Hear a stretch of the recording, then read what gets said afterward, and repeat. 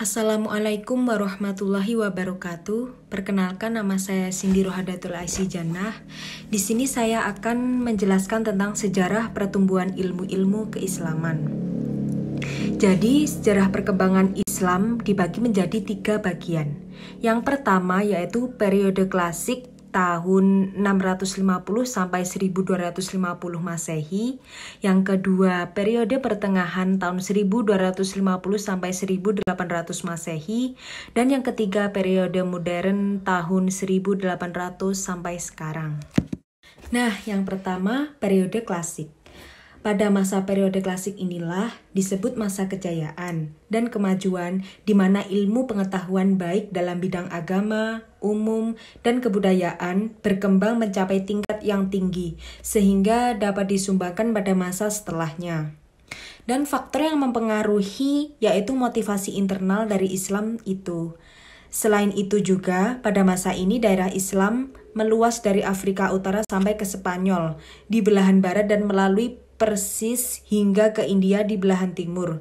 Daerah-daerah tersebut tunduk kepada kekuasaan Islam. Nah, ini masuk ke periode kedua atau periode pertengahan. Dalam periode pertengahan ini terdapat 2 fase. Yang pertama, fase kemunduran tahun 1250 sampai 1500 Masehi. Pada masa ini, desentralisasi dan disintegrasi bertambah meningkat. Hal ini dilatar belakangi oleh perbedaan antara Sunni dan Syiah dan juga antara Arab dan Persia, yaitu kebudayaan Persia yang mendesak. Akibatnya, dunia Islam terbagi menjadi 2, yaitu bagian Arab yang terpusat di Mesir, terdiri dari Arabia, Irak, Suriah, Palestina, Mesir, dan Afrika Utara, sedangkan bagian Persia yang berpusat di Iran, terdiri dari Balkan, Asia Kecil, Persia, Asia Tengah. Dan fase yang kedua yaitu fase 3 kerajaan besar tahun 1500 sampai 1700 Masehi dan masa kemunduran tahun 1700 sampai 1800 Masehi. Dan nama-nama 3 kerajaan besar tersebut adalah Kerajaan Utsmani di Turki, Kerajaan Safawi di Persia, dan Kerajaan Mughal di India. Nah, sekarang kita masuk ke periode terakhir atau periode modern. Periode modern merupakan zaman kebangkitan umat Islam, di mana umat Islam mulai sadar bahwa di Barat telah muncul peradaban baru yang lebih pesat lagi, dan itu menjadi sebuah ancaman. Dimulai umat Islam merasa heran ketika melihat alat-alat ilmiah seperti teleskop, mikroskop, alat-alat untuk percobaan kimiawi, dan 2 set alat percetakan dengan huruf Latin, Arab Yunani yang dibawa serta oleh Napoleon. Jadi pada periode ini timbullah pemikiran-pemikiran, ide-ide mengapa umat Islam lemah, mundur, dan bagaimana mengatasinya, dan perlunya ada pembaharuan dalam Islam. Nah, sejarah kelahiran Islam telah memberi penghargaan yang begitu besar terhadap ilmu.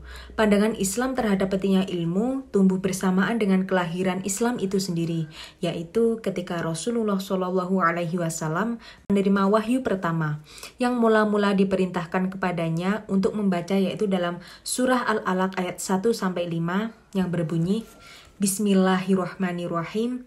Iqra' bismi rabbikal ladzi khalaq. Khalaqal insana min 'alaq. Iqra' wa rabbukal akram. Alladzi 'allama bil qalam. 'Allamal insana ma lam ya'lam. Yang berarti, bacalah dengan menyebut nama Tuhanmu yang menciptakan. Dia telah menciptakan manusia dari segumpal darah. Bacalah, dan Tuhanmu lah yang maha mulia, yang mengajar manusia dengan pena. Dia mengajarkan manusia apa yang tidak diketahuinya. Dan dalam dalil yang kedua yaitu Allah Subhanahu wa taala menyatakan bahwa manusia diciptakan dari segumpal darah. Allah Subhanahu wa taala sendiri juga telah menegaskan bahwa manusia diciptakan sebagai sebaik-baik ciptaan dan tidak ada makhluk yang dianugerahi wujud dan fasilitas hidup yang menyamai manusia.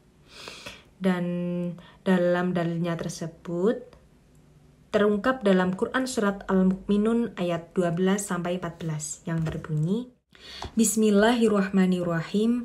Walaqad khalaqnal insana min sulalatin min tin, thumma ja'alnahu nutfatan fi qararin makin, thumma khalaqnal nutfata 'alaqatan fa khalaqnal 'alaqata mudghatan fa khalaqnal mudghata 'idhaman fa kasawnal 'idhama lahma thumma ansha'nahu khalqan akhar fatabarakallahu ahsanul khaliqin.